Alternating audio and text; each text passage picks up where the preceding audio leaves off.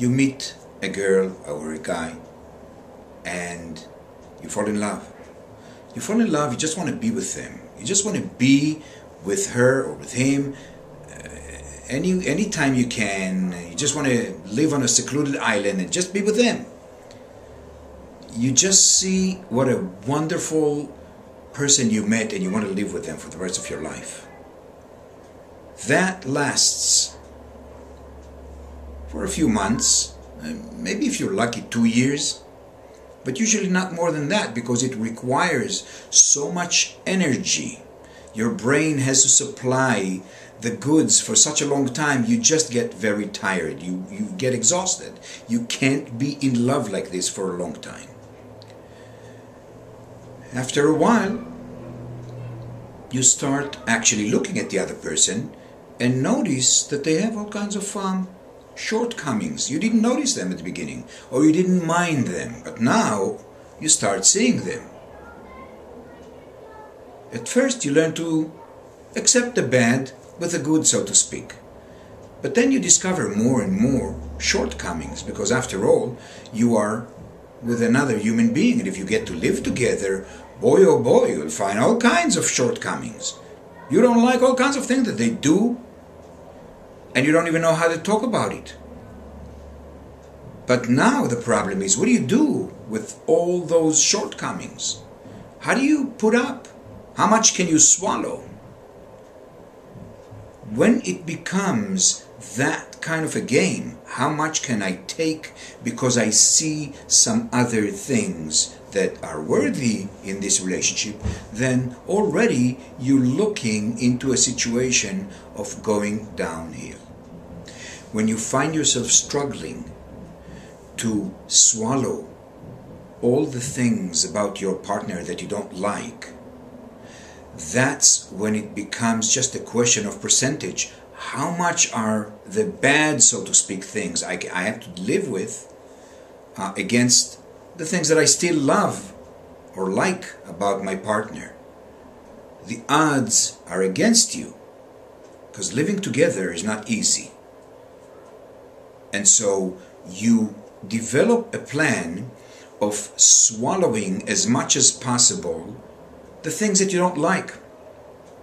But one day you may find yourself swallowing just too much.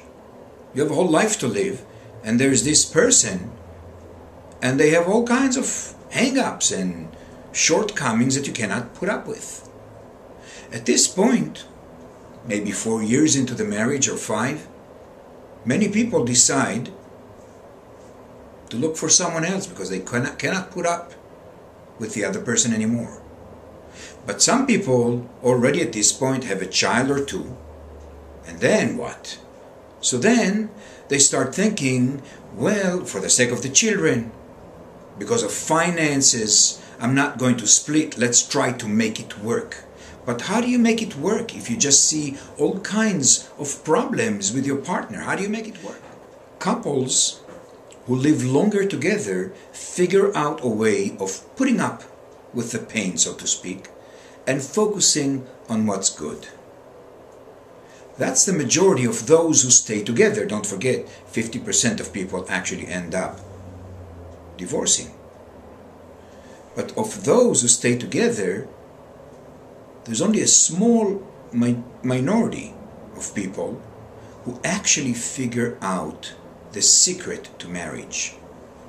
The secret is, after you came up with all the shortcomings of your partner, you start realizing that they're not shortcoming at all. They're challenges. You are challenged by your partner, and your partner is exactly the person you need in your life to challenge you in the areas that he or she challenge you in.